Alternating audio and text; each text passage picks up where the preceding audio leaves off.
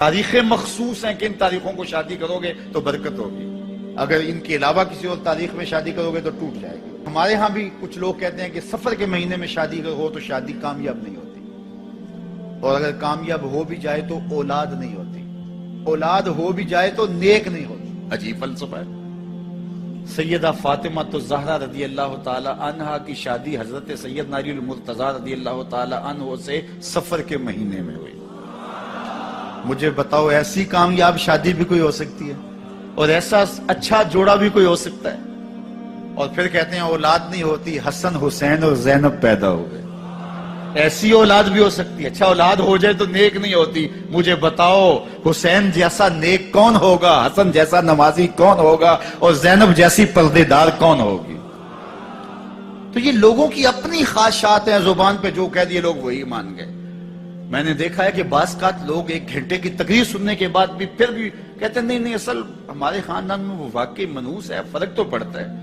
جب اللہ کے محبوب نے کہہ دیا لا تجارہ، کوئی منحوس نہیں ہے، نہ دنوں میں منحوس، نہ ساعتوں میں منحوس، نہ افراد میں منحوس، ہمارے الو بھی منحوس نہیں ہے۔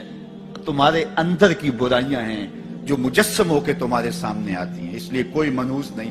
ہمارے والدین نے بچپن میں ہی ہمیں یہ باتیں اچھی طرح سے ازبر کروائیں، اور ہماری تربیت اس طرح کی کہ ہم الحمدللہ کبھی بھی ذوف الاعتقادی کا شکار نہیں ہوئے۔ تو آپ بھی اپنی اولادوں کی ابھی سے ایسی تربیت کریں کہ ان کا توکل اللہ پر ہو، ان کا توکل اللہ کی بابرکت ذات پہ ہو، اور وہ اسی پہ بھروسہ کرنے والے ہوں۔ جب اس پہ بھروسہ کرنے والے ہوں گے تو زندگی سوکھی گزرے گی۔ کبھی مشکل آ بھی جائے گی تو پریشانی نہیں ہوگی کہ دیکھیے کبھی خنداں کبھی گریاں، کبھی اللہ کچھ عطا کرتا ہے کبھی کچھ عطا کرتا ہے۔ وہ محمود غزنوی کو بوڑھے لوگ محبوب تھے، لیکن سب سے زیادہ محبوب ایاز تھا۔ تو ایک دن اس نے اس کو خربوزہ دیا تو وہ چٹخارے لے کے کھا رہا تھا۔ بادشاہ نے چکھا تو وہ کڑوا تھا، کہا ایاز یہ تو کڑوا ہے؟ تو کہا کہ حضرت ہاں کڑوا ہے۔ تو کہا پھر تم مزے سے کھا رہے ہو؟ کہا ساری زندگی ساتھ سے میٹھی نعمتیں کھائی ہیں، آج ایک کڑوا مل گیا تو پھینک دوں؟ جب اس پہ توکل ہوگا تو کبھی تکلیف آئے گی تو بندہ کہے گا کوئی بات نہیں، جے سونا میرے دکھ وچ راضی تے میں سکھ نو چلے ڈاواں، تو بندہ کہے گا ٹھیک ہے کوئی بات نہیں ہے، یہ اس پہ بھی میں خوش ہوں۔ تو جب توکل اس پہ ہوگا تو پھر بندہ اس تکلیف میں بھی لذت لینے کا راستہ نکال لے گا۔ اور اگر یہ ہو کہ اس منحوسہ کی وجہ سے یہ سب کچھ ہوا ہے، کچیچیاں چڑھیں گے اس کے اوپر کہ اس نے یہ کیا ہے، مار ہی دوں قتل کر دوں، اس کو چھوڑوں نہ، زمین پہ رہنے کا حق ہی چھین لوں اس سے کہ اس منحوسہ کی وجہ سے یا اس منحوس کی وجہ سے یہ ہوا ہے۔ کوئی کسی کی وجہ سے نہیں ہوتا، یہ ہماری اپنی بدعمالیوں کی سزا ہے۔ اگر کوئی ہمیں نقصان در نقصان ہو رہا ہے تو توبہ کریں۔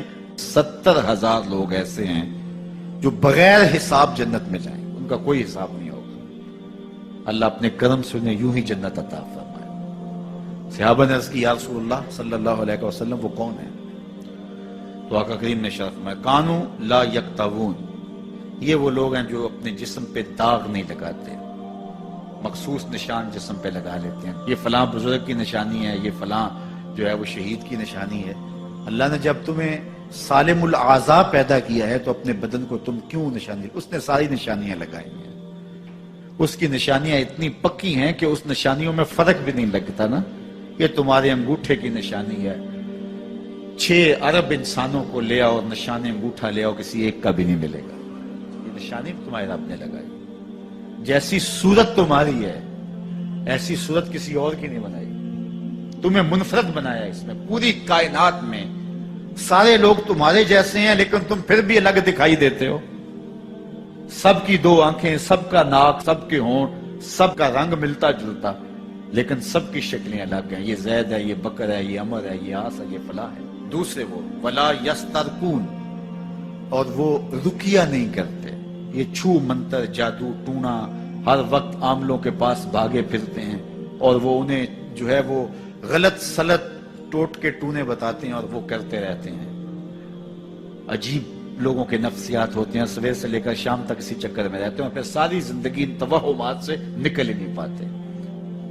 اللہ نے تمہیں پیسے دیے ہیں، نئی گاڑی تم نے خریدی ہے، چھوٹے بچے کا جوتا کیوں باندھ دیا آگے تم؟ جوتا باندھنے سے اگر یہ ایکسیڈنٹ سے، حادثے سے گاڑی بچ سکتی ہوتی ہے تو پھر پاکستان کے جتنے PIA کے جہاز ہیں سب پر باندھ دینا چاہیے، سب پہ جوتے لٹکے ہوئے ہوں. عجیب تم نے فلسفہ تراشا. کسی نے جو ہے وہ کالی رنگ کی پٹی باندھ دی نیچے، جس سے اس کو نظر نہیں لگے گی. گھوڑے کے پاؤں کے نیچے جو کھری لگی ہوئی ہوتی ہے، کچھ لوگوں نے اپنے گھروں میں وہ باندھی ہوئی ہوتی ہے کہ اس سے ہمارے گھر کے اندر کوئی مصیبت نہیں آئے گی، کوئی تکلیف نہیں آئے گی. کسی نے ہنڈیا اپنے گھر کے اوپر الٹی رکھی ہوئی ہوتی ہے، یہ ہنڈیا بچا لے گی. اور میاں ہنڈیا کیا بچائے گی تجھے؟ اللہ کے قہر سے کچھ نہیں بچا سکتا. جب تمہارے اوپر کوئی مصیبت نازل ہونی ہے تو کچھ نہیں بچا سکتا. اگر بچنا چاہتے ہو تو پھر اللہ سے استغفار کرو، اللہ تعالیٰ کی تسبیح کرو، اللہ کی تحلیل کرو، میرے حضور پہ درود پڑھو. پھر دیکھنا کہ مصیبتیں ٹلتی ہیں یا نہیں ٹلتی. تو یہ خام خواہ کے رکیے. اور یہ عامل لوگ جو ہیں، ان کا تو کام ہی یہی ہے. ان کا کام چلتا ہے لوگ ذوف الاعتقادی میں مبتلا رہے، اور یہ کہہ دیتے ہیں کہ آپ کے خاندان میں ایک منحوس عورت ہے، یہ اس کا کیا ہوا ہے. تو کوئی نہ کوئی منحوس تو پہلے ہی انہوں نے طے کر رکھی ہوتی ہے، فوراً ذہن وہاں جا کلک ہو جاتا ہے. اس کا نون سے نام شروع ہوتا ہے، اس کا کاف سے نام شروع ہوتا ہے، اس کا جیم سے نام شروع ہوتا ہے. تو پورے خاندان میں کسی کا نام کاف، نون یا جیم سے تو شروع ہوتا ہی ہوگا، یا دوستوں میں، تو فوراً ذہن جو ہے ادھر منتقل ہو گیا. اب یہ بابا جی نے بتا دیا ہے، ہاں ہاں ہاں اس نے یہ بات کی تھی، کچھ باتیں یاد آنے لگی.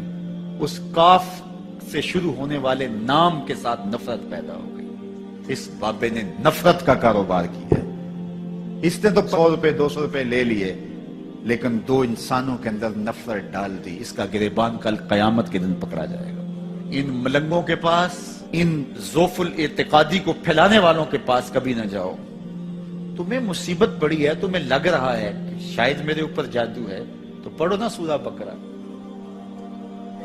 جادو جڑ سے اکھڑ جائے گا. 40 دن اپنے گھر میں سورہ بقرہ پڑھو، برکت ہوگی. کہتے ہیں مولوی صاحب 40 دن تو نہیں پڑھی جا سکتی، 2.5 پارے، ہمیں کوئی تعویذ ہی کر دے. ہم شارٹ کٹ چاہتے ہیں نا، روزانہ صبح 2.5 پارے سورہ بقرہ پڑھے، یہ تو ہم سے نہیں پڑھی جائے گی.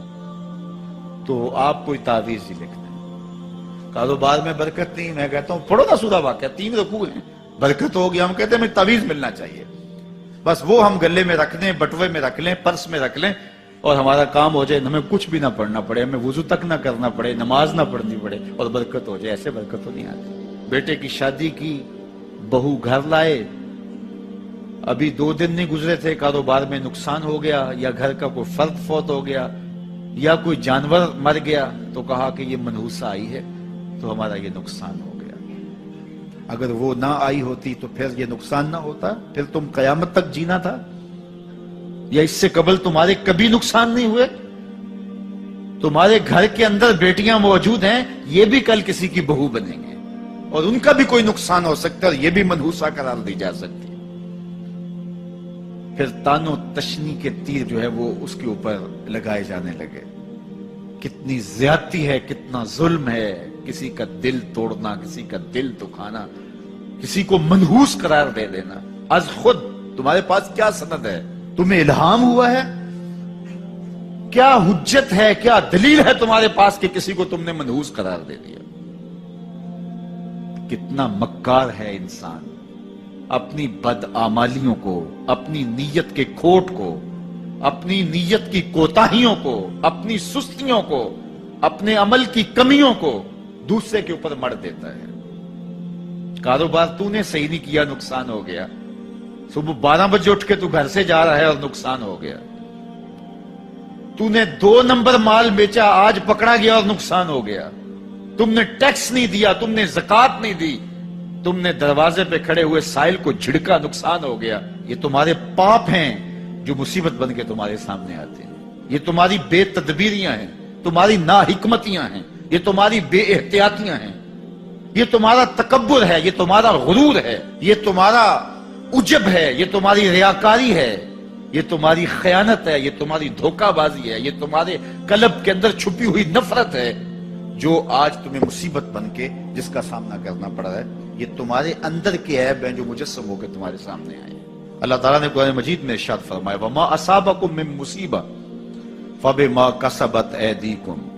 جو تمہارے اوپر مصیبت آتی ہے وہ تمہاری اپنی کرتوتوں کی وجہ سے آتی ہے. بیماری آئی تمہارے پرہیز نہ کرنے کی وجہ سے آئی. بیماری آئی تمہارا زیادہ کھا لینے کی وجہ سے آئی. بیماری آئی تمہارا نامناسب غذا لینے کی وجہ سے آئی، بیماری آئی وقت پہ سوئے نہیں، وقت پہ اٹھے نہیں، تم نے کسی سے زیادتی کی، بیماری تمہاری بدعمالیوں کی سزا ہے، مصیبت کا آنا، تکلیف کا آنا تمہاری بدعمالیوں کی سزا ہے، اور منحوسہ یہ خاندان کی خاتون ہے۔ تو یہ دوسرے کے اوپر مڑ کے اپنی کوتاہی، اپنی غلطی دوسرے کے اوپر لگا دی اور اس کو منحوس قرار دے دیا۔ اگر کسی کا کام تمہیں دیکھ کر کے اچھا نہ ہو تو پھر تم بھی منحوس قرار پائے نا۔ اگر آج تم کسی کی بہن کو، کسی کی بیٹی کو منحوس قرار دیا ہے اور خاندان کے اندر اس کو منحوس مشہور کر دیا ہے، تو اگر کوئی یہ مشق تمہاری ماں پہ کرے، تمہاری بہن کو منحوس قرار دے دے، تمہاری بیٹی کو منحوس قرار دے دے، تو تمہارے دل پہ کیا گزرے گا؟